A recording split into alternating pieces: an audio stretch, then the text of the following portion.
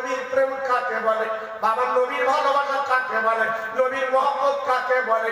বাচ্চা ছেলে দাঁড়িয়ে আছে, কয়েকটা দিন বাচ্চার মুখে এসে পড়লো, আর বাচ্চা সহ্য করতে পারলো না, বাবা মাটিতে লুটকে পড়ে গেল, রক্ত গলগল করে বেরোচ্ছে।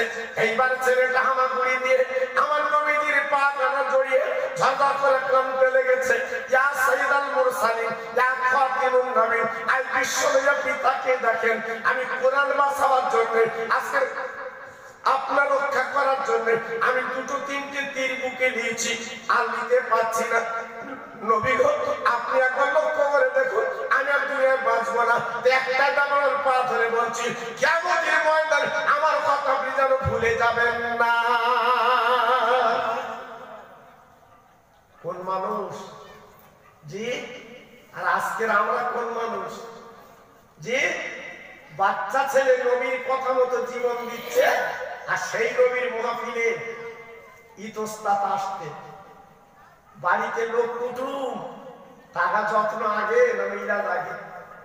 হ্যাঁ, তাদের খাওয়াতে হবে, তাদের ভালো করে যত্ন করতে হবে, নইলে কুটুম রাগ করবে, কুটুম বেজার হবে, বেঈমান রাগ করবে।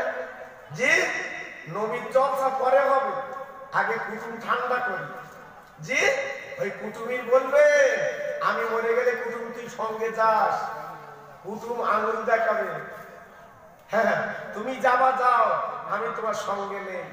জি, এই জন্য বলছি, আজকে যদি আমরা নিয়ে এখানে বসি, আজকে আমাদের জানটা ঠান্ডা হবে। মরা মানুষগুলো তারা কবরে নাজাতের ওসিলা আল্লাহ করে দেবে। জোরে চিল্লে বলুন সুবহানাল্লাহ। আজকে আমরা সেদিকে নেই, সেদিকে নেই। তাই আপনাদের কাছে মনে হয় বিনয় করে বলছি, আমি দুটো নবীর কথা শোনাচ্ছি, একটু জান ভরে একটু মনে রেখে দেবেন। আমি একটু তকবীর দেবো বা কি বলেন, দেবো দেবো বাপ। এই দেখেন, আমরা এমন একটা বক্তা, আপনারা চেনেন নিশ্চয়ই, সামনে যদি লোকজন একটু বেশি না পায় আমাদের মুখ খোলে না। জি, আমি তো প্রথম শুরু করেছি, আমার স্নেহের হাফেজ সাহেব আপনাদের মসজিদের ইমাম, ও দুজন লোককে শুরু করেছি, দুজন। আমি ছেলেদের পাঠালাম, বলছি দাও তো বাবা, কজন আছে দেখে শুধু ঘুরে গিয়ে বলতে হুজুর দুজন বসে নিয়ে। এবার আমি আসার পরে আল্লাহু আকবার, 2-5 জন দেখছি হাজির, আর এখন দেখছি মোটামুটি বেশ ভালো লাগছে, টুকটুক করে আসতেছে, আওয়াজ শুনতে পাচ্ছে, আসছে। দেখে একটু জোরে একটু ঝেঁকে আওয়াজ দাও, দিন নারায়ে তাকবীর,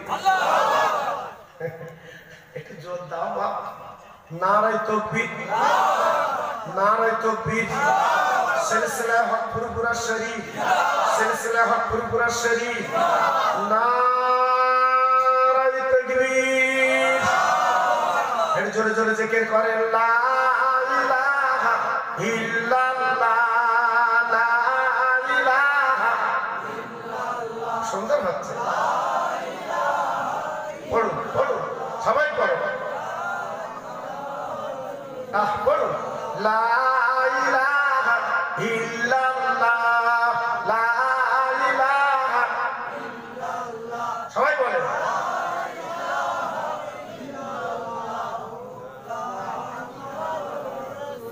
লা ইলাহা ইল্লাল্লাহ মুহাম্মাদুর রাসূলুল্লাহ, হাসবি রাব্বি জাল্লাল্লাহ, হাসবি রাব্বি জাল্লাল্লাহ, আমা ফি কলবি গায়রুল্লাহ, নূর মুহাম্মদ সাল্লাল্লাহ, জোরে লা ইলাহা ইল্লাল্লাহ, লা ইলাহা ইল্লাল্লাহ। ভালো হচ্ছে,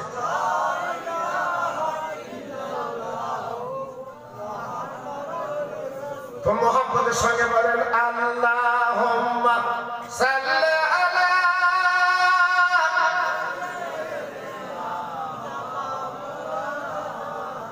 আরো জোরে, ওয়া আলা আলি,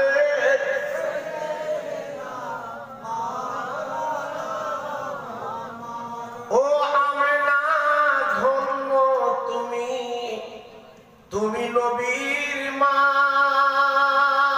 সুবহানাল্লাহ, সুবহানাল্লাহ। ও আমিনা ধন্য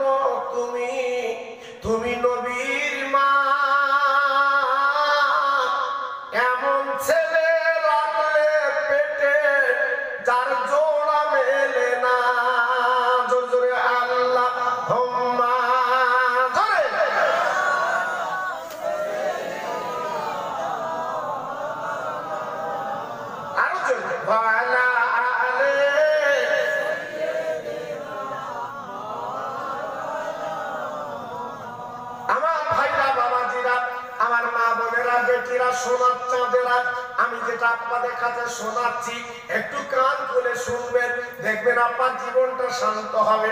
আমার নবী পাক উহুদের ময়দানে বাবা দুটো দাঁত শহীদ হয়ে গিয়েছিল। আমার নবী বলেন টলতে টলতে আমার নবী একটা গর্তের মধ্যে পড়ে গেলেন। বেঈমান ইহুদিরা, নাসারা, মক্কাবাসীরা রটিয়ে দিল, মদিনার মানুষগুলো রটিয়ে দিল, মুহাম্মদ দিনের নবী বেঁচে নাই। এটা চৌধুরী খবরটা পৌঁছে গেছে। বাবা মুসলমান ইহুদিরা আজকে তাদের মনটা খারাপ হয়ে গেল, নবীর সাহাবীদের মনটা ভেঙে গেল।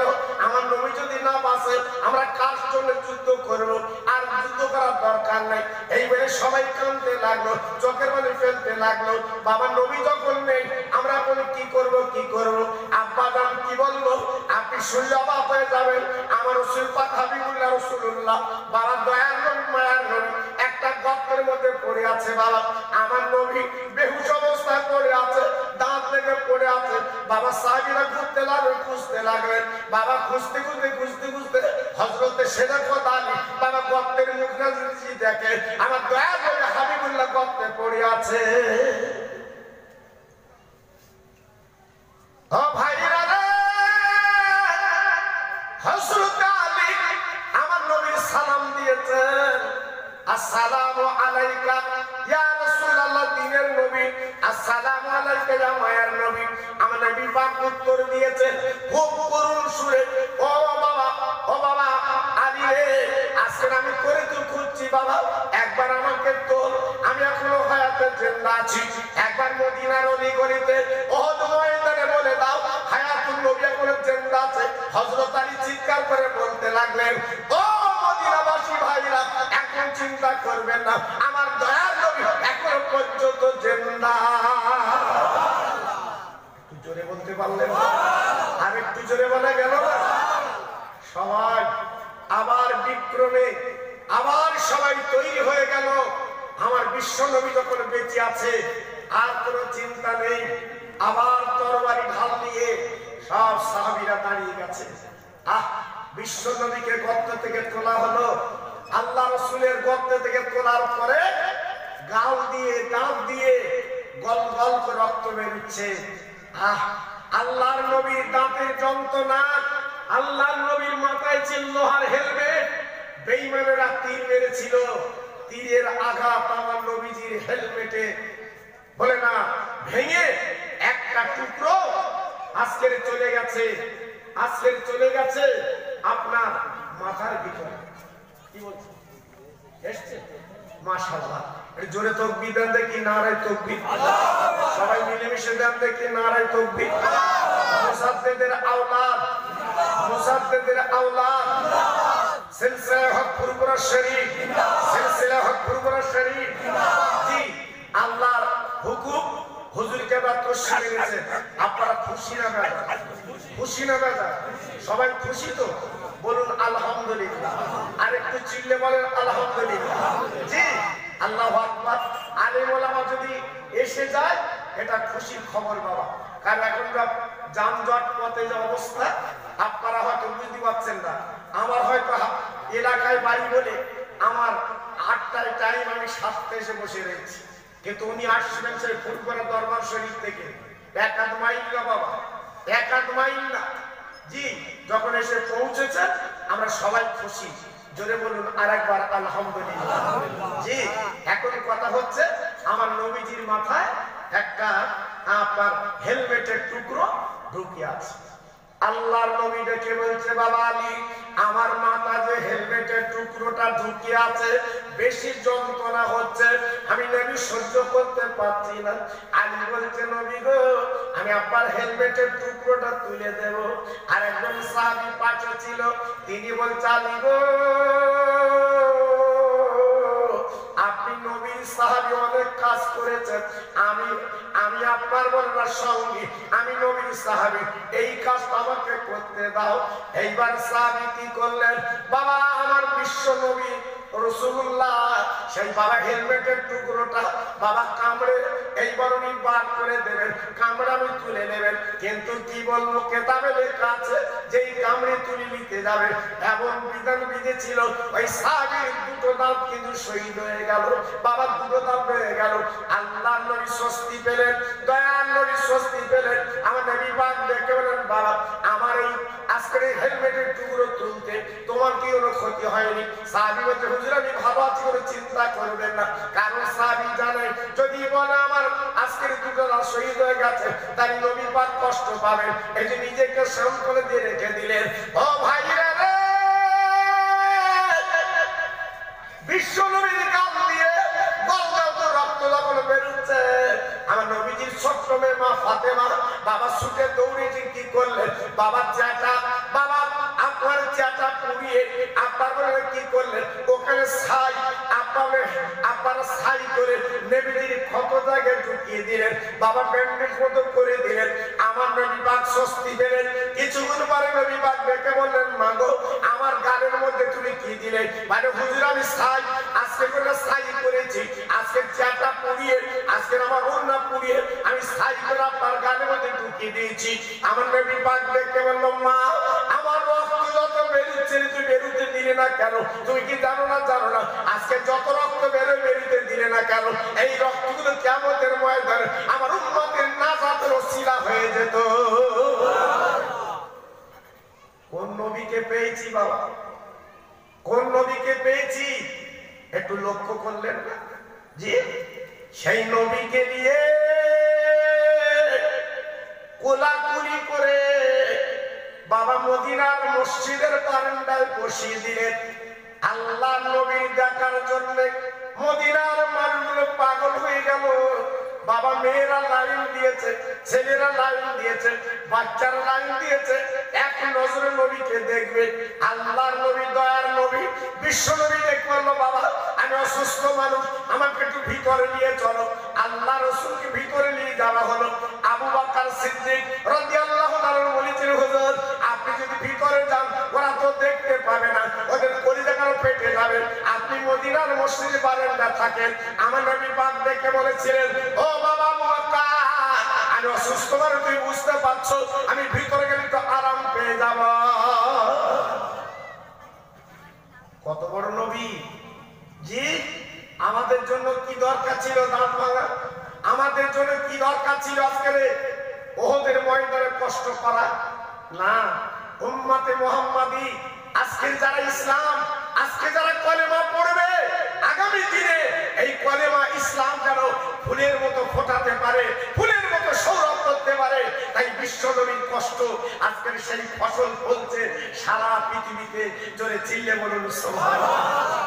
জি, আজকের আমলিয়া মিলাদ হতো যদি নবী কষ্ট না করতেন। জি, আমার নবীর কষ্টের ফসল আজকের আমলিয়ায় ফলেছে। সেই নবীর কথা মতো আজকে আমরা মিলাদুন নবী করতে পারছি। আমার রাসূলের জন্য আজকের এই খোঁজ খবর আমরা জলসা করতে পারছি। একটু জোরে চিল্লে বলুন সুবহানাল্লাহ। তাই আজকের বলবো, কপাল যাদের ভালো তারাই তো মাহফিলে এসে বসে, যাদের নসিব ভালো তারাই তো মজলিসে বসবে। যাদের কপাল খারাপ বাবা তারা মজলিসে ঠাঁই পাবে না। যাদের কপাল খারাপ তারা মজলিস এসে বসতে পারবে না। একমাত্র যাদের কপাল তারাই তো এসে বসবে বাবা। এজন্য বলছি একটু নবীর কথাগুলো একটু মনে করুন, লাভ আপনাদের হবে, লস হবে না। জি, নবীর ভালোবাসা কিভাবে দিতে হয় আমি একটুখানি আপনাদের উদাহরণস্বরূপ একটু বলে দিয়ে যাচ্ছি বাবা। জি, আপনারা যদি কখনো মক্কা শরীফ, মদিনা শরীফে যদি যান, একবার চামড়ার চোখে দেখে আসবেন। জায়গাগুলো দেখলে আপনি চোখের পানি আটকাতে পারবেন না। আমার বিশ্ব নবী কিভাবে জীবন যাপন করেছেন, কিভাবে দুনিয়া করেছেন, কিভাবে প্রচার করেছেন, আমার রাসূল পাক সেই জায়গাগুলো দেখলে আপনার চোখের পানিগুলো দরদর করে পড়বে বাবা। জি, একবার যাবেন, একবার যাবেন, একবার দেখে আসবেন জায়গাগুলো কত করুণ, কি অবস্থা বাবা। জানেন আল্লাহু আকবার, আল্লাহর নবী কত অত্যাচার করেছিল বেঈমানেরা, কত নির্যাতন করেছিল আমার রাসূলকে। সব নির্যাতন সহ্য করে কলেমার পতাকা রাসূল উড়িয়েছিলেন। একটু জোরে বলতে পারলেন? আর একটু জোরে বলে গেল। এই জন্য আজকের কলেমা আমাদের কাছে দাম কমে গেছে, কোরআন আমাদের কাছে দাম কমে গেছে। মুসলমান আজ তোমার ঘরে কোরআন আছে, পড়ার লোক নেই। জি, আজকে পড়ার লোক নেই। পড়বে কে? এই সামনে শবে বরাতের চাঁদ, এই রজব চাঁদ চলে যাচ্ছে, শবে বরাতের চাঁদ। আমরা কি একটু কোরআন খুলে পড়বো?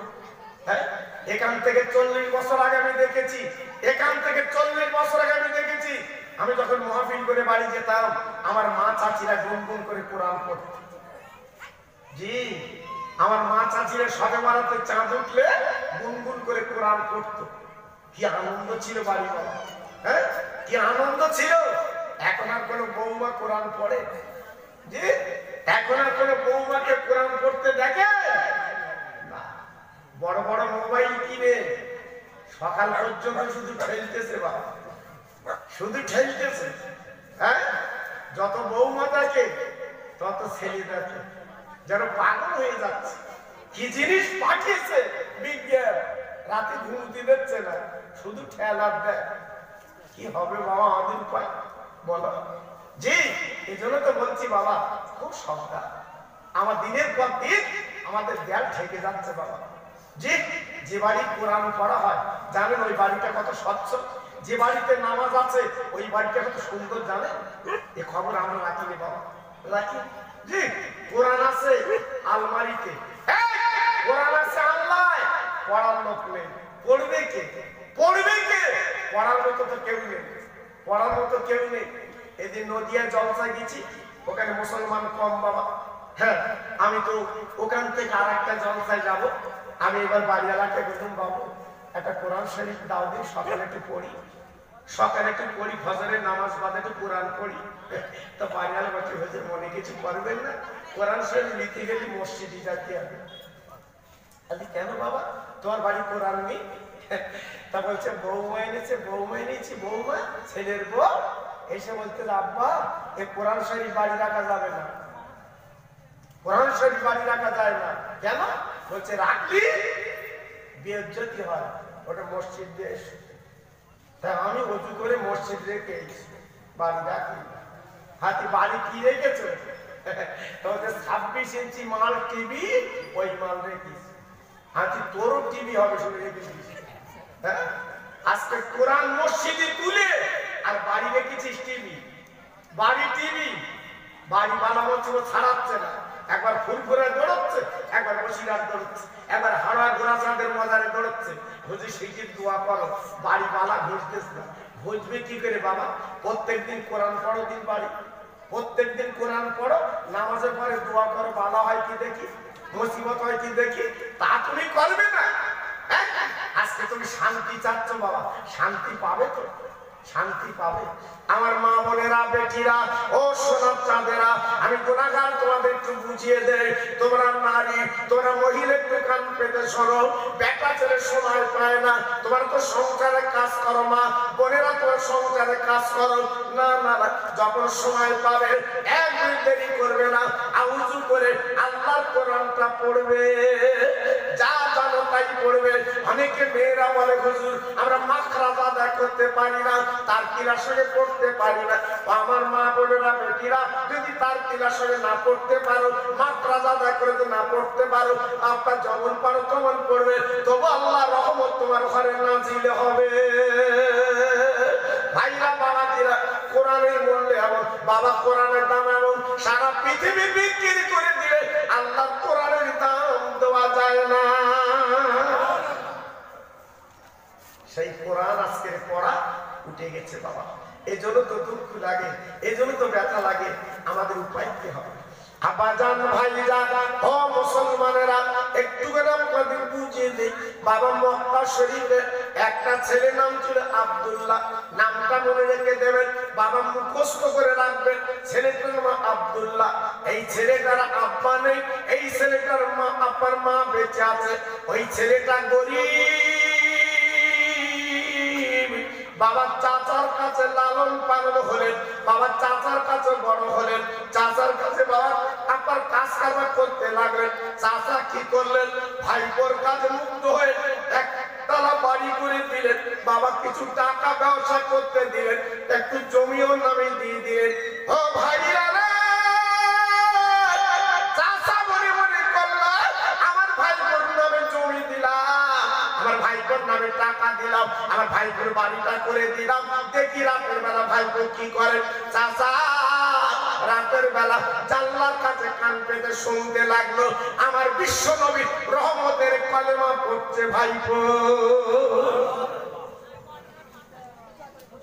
সকালবেলা চাচা ডাকলো, ভাইপো আমার কাছে চলিয়া। ভাইপো দাঁড়িয়ে আছে চাচার সামনে। ভাইপোকে ডেকে বলছে, চাচা ডেকে বলছে, ভাইপো আমি রাতের বেলা তোর মুখে কি শুনলাম? কেন চাচা কি শুনেছ? বলে মুহাম্মাদের কলমা তোর মুখে শুনলাম। কেন? ডেকে চা ভাইপো ডেকে বলছে, চাচা এমন মধুর কলেমা, এমন শান্তির কলেমা। চাচা রে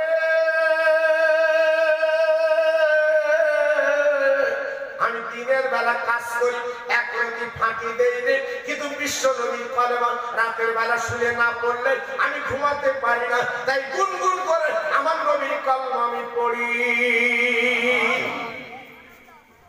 ভাইপো তোর এত বড় আসপদটা কে দিল? এত বড় ক্ষমতা তোর কে দিল যে মোহাম্মদকে মেরে ধরে আমরা মদিনায় তাড়িয়ে দিলাম, আর তুই আজকের মক্কায় সেই মোহাম্মদের নাম জপবি, সেই মোহাম্মদের কলমা পড়বি? এটা আমি মেনে নেব না। বল তুই কলেমা ছাড়বি কিনা? বল বল। ভাই ডেকে বলে, চাচা এমন কথা বলছো কেন? চাচা না না না, আমার আব্বা নেই, তুমি আমার আব্বার মতো আব্বা। আমার মা জনম দুঃখিনী বেঁচে আছে, আমি মার কাছে যেতে পারি না। তোমার আদর কদর আমি বলে মুগ্ধ হয়েছি। তুমি আমার নামে জমি দিয়েছো, আমার নামে টাকা দিয়েছো, আমার বাড়িটা করে দিয়েছো। চাচা তুই এমন কথা বলছো কেন? তুমি কি জানো না? জানো না ওই কলমাটা মধুর কলেমা, না পড়লে ঘুম আসে না। এই জন্য গুনগুন করে আমি রাতের বেলা পড়ি। আরে আমার চাচা রে, যত হুমকি তুমি দাও না কেন মনে রেখে দিও, আমি সব ছাড়তে পারি। আমি বিশ্ব নবী কলমা কখনো ছাড়তে পারি না। জোরে বলতে পারলে? আর একটু জোরে বলতে পারলে? মুসলমান কারা বাবা? নবীর পাগল কারা বাবা? কলেমার পাগল কারা? আমরা। আমরা জি। আজকে অনেকে বলবেন, হুজুর আমি তো কোরআন পড়তে পারি না। অনেক ভাই এখানে বসে আছে, অনেক বাপ চাচা এখানে বসে আছে। অনেকে বলছেন, হুজুর আমি তো কোরআন পড়তে পারি না, আরবি লেখা বুঝতে পারি না। হ্যাঁ, ওটা স্বাভাবিক বাবা। গরিব মানুষ মাঠে খাটে, ব্যবসা বাণিজ্য করে, আল্লাহর কোরআন নাও পড়তে পারে বাবা, আল্লাহর কোরআন নাও শিখতে পারে বাবা। তবু তুমি সকালবেলাকে উঠে আল্লাহর কোরআনটা খুলে উজু করে ফজরের নামাজ পড়ে একটু চোখ দিয়ে আল্লাহর কোরআনটা দেখা যায় না বাবা? তোমার চোখের মনি কালো, আল্লাহর কোরআনের লেখাগুলো কালো, একটু দেখা যায় না চোখ দিয়ে? জি। আর ফোটা ফোটা চোখের পানি ওই কোরআন একটু ফেলা যায় না? আল্লাহ আমি গরিব, সংসার চলে না, বিবি বাল বাচ্চাকে আহার দিতে যে আমি তোমার কালাম কোরআন শিখতে পারিনি, তাই তোমার কোরআনের দু ফোঁটা চোখের পানি দিলাম। একটু আল্লাহর কাছে বলা যায় না বাবা? একটু শোনানো যায় না? যে আল্লাহ পাক কত খুশি হয় জানেন, কত সন্তুষ্ট হয় জানেন?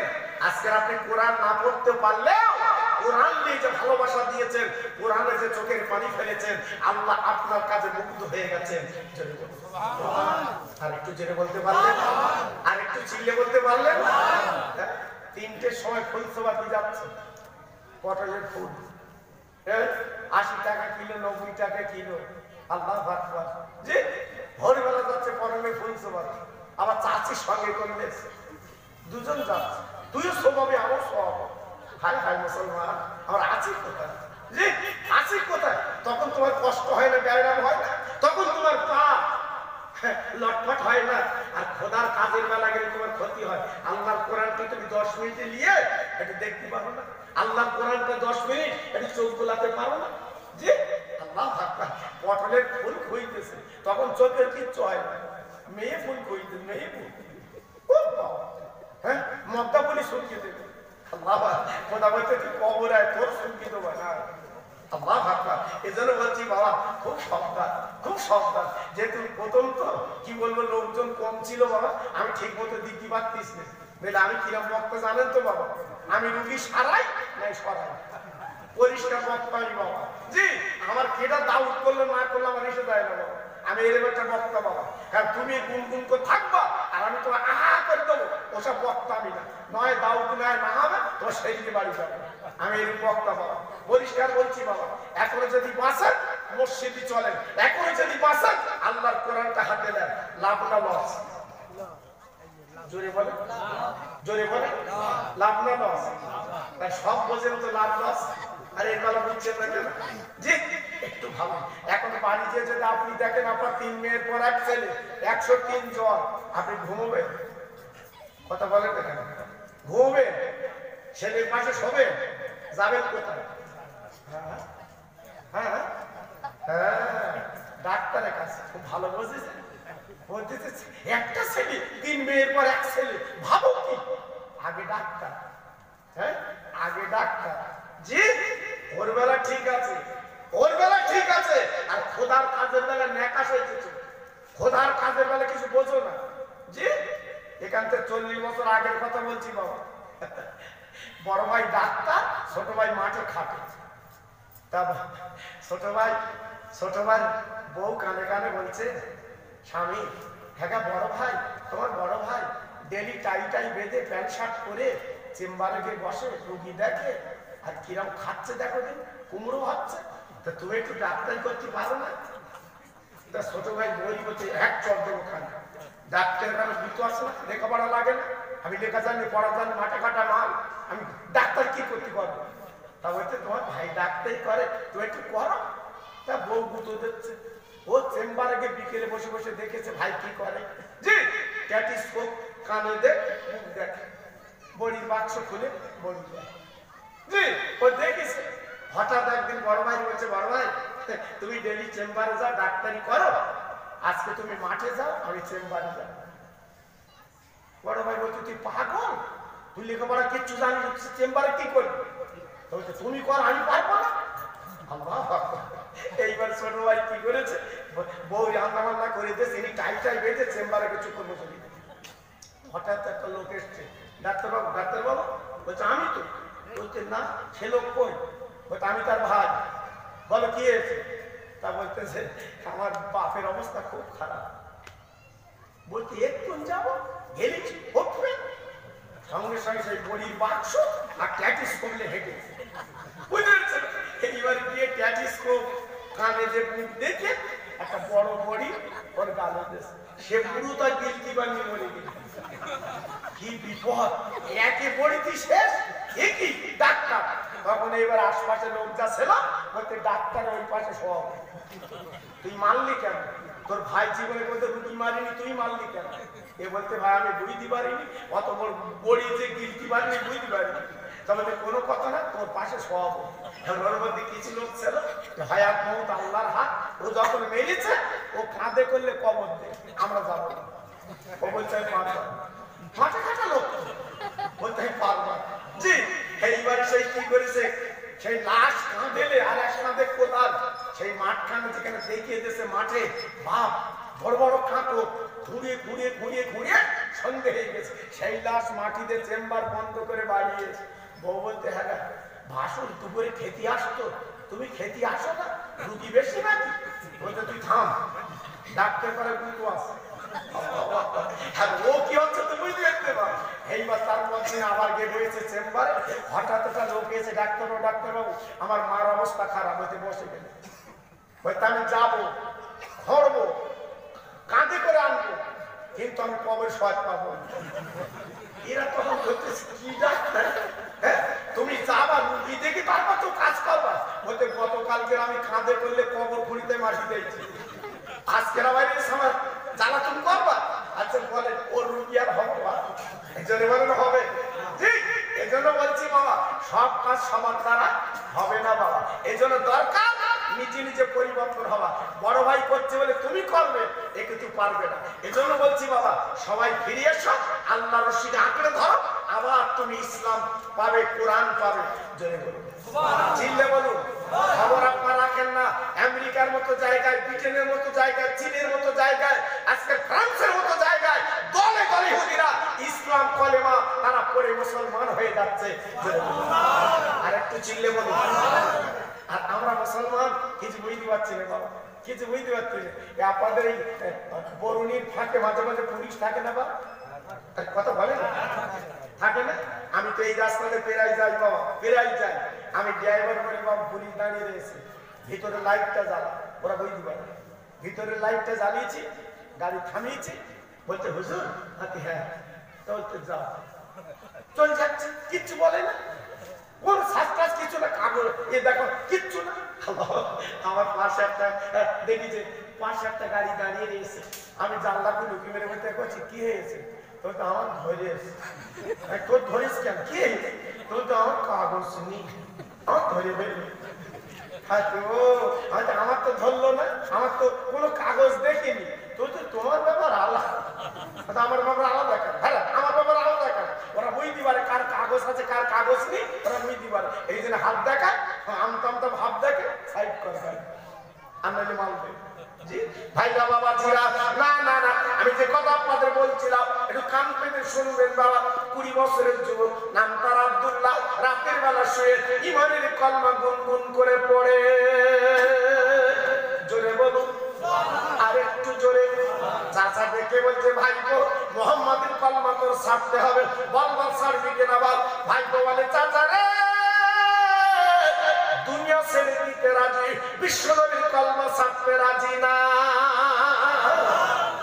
কি মুসলমান, কি মুসলমান যে দুনিয়া ছাড়তে রাজি, আমার নবীর কলমা ছাড়তে রাজি না। চাচা ডেকে বলছে, ভাইপো তাহলে আমি যা তোর দিয়েছি তুই ফিরিয়ে দে। হ্যাঁ চাচা দিতে রাজি। টাকার বান্ডিল তুলে দিল, জমির দলিলটা ফিরিয়ে দিল, বাড়ির চাবিটা দিয়ে দিল। চাচা রে